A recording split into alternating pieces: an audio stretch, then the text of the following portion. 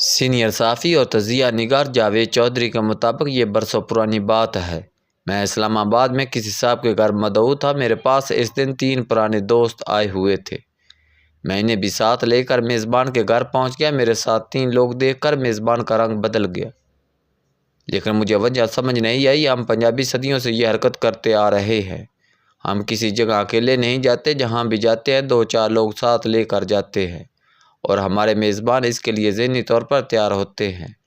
ہم لوگ صدیوں سے یہ سوچ کر روزانہ زیادہ کھانا بناتے ہیں کہ کوئی مہمان نہ آ جائے، اور ہمارے ہاں اکثر بن بلائے مہمان آتے رہتے ہیں، اور ہر مہمان اپنے ساتھ 2-4 اضافی مہمان لے آتا ہے۔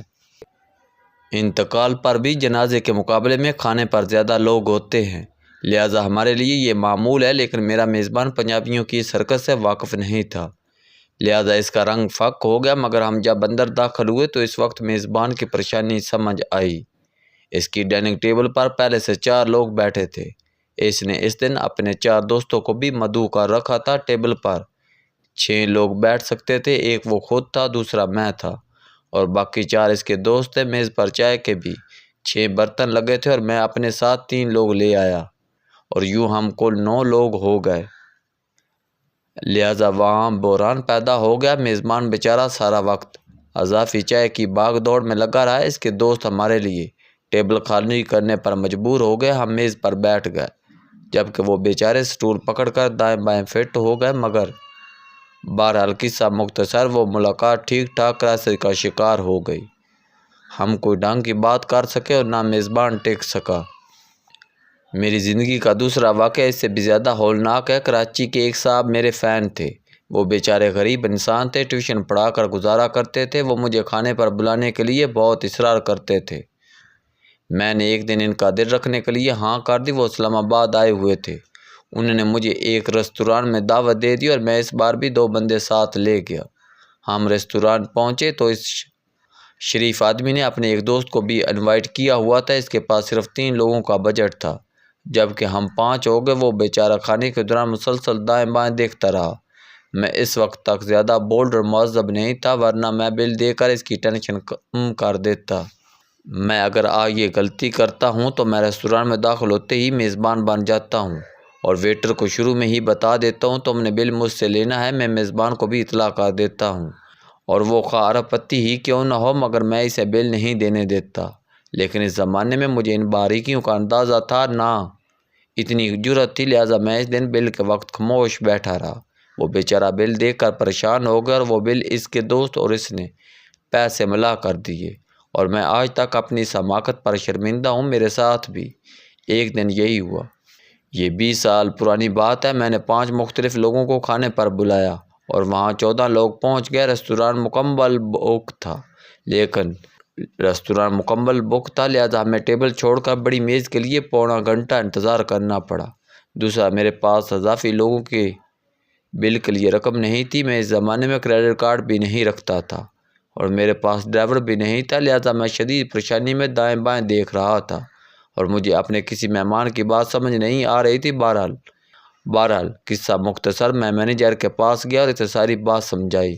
وہ بھلا آدمی تھا، اس نے میری مدد کی، اور میں نے دوسرے دن اس کا بل ادا کیا۔ میں نے ان واقعات کے بعد زندگی میں اصول بنا لیا، مجھے اگر کسی جگہ مدعو کیا جاتا ہے تو میں اکیلا جاتا ہوں، اور اگر کسی کو ساتھ لے جانا ضروری ہو تو پہلے میزبان سے اجازت لیتا ہوں، اور اسے اپنے ساتھی کے پروفائل اور ساتھ آنے کی وجہ بتاتا ہوں۔ اس سے میں میزبان اور میرے ساتھ جانے والا شخص شرمندگی سے بچ جاتا ہے۔ میں نے اب بے شرمی کے ساتھ اپنے ملاقاتیوں سے بھی پوچھنا شروع کر دیا، آپ اکیلے تشریف لا رہے ہیں یا آپ کے ساتھ بھی کوئی ہوگا؟ اس سے مجھے میز پر کھانا اور چائے لگانے میں سہولت ہو جاتی ہے۔ مہمان اگر کھانے کے وقت آ رہے ہوں تو میں ان کو لنچ اور ڈنر کی دعوت بھی دے دیتا ہوں۔ یہ اگر میری دعوت قبول کر لیں تو میں ان سے ان کی مرضی کا کھانا بھی پوچھ لیتا ہوں۔ آج کے زمانے میں لوگ مخصوص کھانا کھاتے ہیں، کوئی نمک مرچ پسند نہیں کرتا، کوئی میٹھے سے پرہیز کرتا ہے، اور کسی کو کھٹے کھانوں سے الرجی ہوتی ہے۔ کچھ لوگ دیسی کھانا کھاتے ہیں اور کچھ پورپن کھانے پسند کرتے ہیں۔ آج کل مہمانوں کی مرضی کے مطابق ریستوران سے کھانا بھی منگوایا جا سکتا ہے، لہٰذا پوچھنے میں کوئی حرج نہیں ہوتا۔ میرے ایک دوست مجھ سے زیادہ چالاک ہیں۔ وہ مہمان سے پوچھنے کی بجائے اسے بتا دیتے ہیں میرے پاس بڑی اچھی मछली या अच्छा गोश्त और अच्छी सब्ज़ी है, और मेरा कुक फलां डिश बहुत अच्छी बनाता है। आप क्या पसंद करेंगे? मेहमान के पास अब 3-4 ऑप्शन होते हैं, वो इनमें से कोई एक सिलेक्ट कर लेता है। मैंने वक्त के साथ ये भी सीखा है, जब कोई शख्स दावत दे तो वक्त पर पहुँचें। हो सकता है इसके बाद इसकी कोई मसरूफियात हो। अगर इसकी ने किसी रेस्टोरेंट पर दावत दी है तो रेस्टोरेंट ने खाने का वक्त फिक्स कर रखा है, और हमारे बाद किसी दूसरे की बुकिंग हो। मेरे एक पुराने दोस्त जवेद इकबाल ये कार्टूनिस्ट हैं, 40 साल से जंग अखबार के लिए कार्टून बना रहे हैं। मैंने इनसे एक हैरान कौन चीज़ सीखी, ये जब भी मेरे पास आते हैं ये अपनी आमद के साथ रुखसती का वक्त भी बता देते हैं। ये बताते हैं मैं 2:30 बजे आपके पास आऊँगा और 3:15 बजे चला जाऊँगा। इसके बाद मेरी किसी जगह मसरूफियात, और ये इसके साथ साथ ये भी बता देते हैं ये क्या खाएँगे और क्या पिएँगे। ये इससे 2 फ़ायदे होते हैं, मेज़बान अपने शेड्यूल को रीशेड्यूल कर लेता है, और दूसरा वो इनकी मर्ज़ी की चाय और खाने पीने का एहतमाम कर सकता है।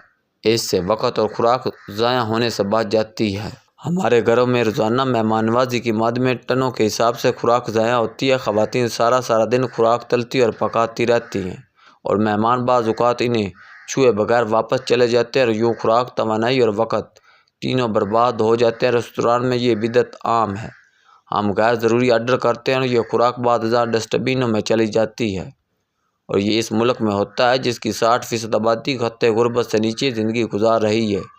ये नहीं होना चाहिए। लिहाजा मैंने अब जवेद इकबाल साहब की पैरवी में मेज़बान को पहले बताता हूँ मैं फ़लाँ वक्त आऊँगा और फ़लाँ वक्त वापस चला जाऊँगा, और सिर्फ़ चाय का 1 कप या ग्रीन टी पीऊँगा, और बस। मैंने वक्त के साथ एक और चीज़ भी सीखी, और ये भी मेरे दोस्तों ने मुझे सिखाई। हम जब किसी के घर दावत पर जाते हैं तो हम खाने की कोई ना कोई चीज़ ज़रूर लेकर जाते हैं, और अपने मेहमान को पहले से इस चीज़ के बारे में इत्तला करते हैं। मसलन हम डिनर पर मदऊ हैं, हम अपने मेज़बान को बताएंगे कि आप स्वीट डिश तैयार ना कीजिएगा, हम फ़लाँ के कुल्फ़ी, खीर या हलवा लेकर आ रहे हैं, और हम मिलकर इसे एंजॉय करेंगे। इससे 2 फ़ायदे होते हैं, हम मेज़बान का बोझ बांट लेते हैं, और दूसरा ख़वातीन स्वीट बनाने की झंझट से बच जाती हैं। आपको अगर ये आइडिया अच्छा लगे तो फिर आप एक और चीज़ का ख्याल भी रखें, आप ज़्यादा मकदार में चीज़ लेकर जाएं ताकि मेज़बान के घर वाले भी इसे 1-2 दिन एंजॉय कर सकें। ऐसा ना हो आप अपनी कुल्फ़ी खुद ही खा कर रुखसत हो जाए और ख़वातीन बेचारी जूठे बर्तन मांजती रह जाएं, और आखिरी बात, ये शख्स के घर या दफ्तर जाएं और आपकी खिदमत करे तो इसका शुक्रिया ज़रूर अदा करें। खाने और सर्विस की तारीफ़ भी करें, और इसके घर, दफ्तर और रेस्टोरेंट की भी।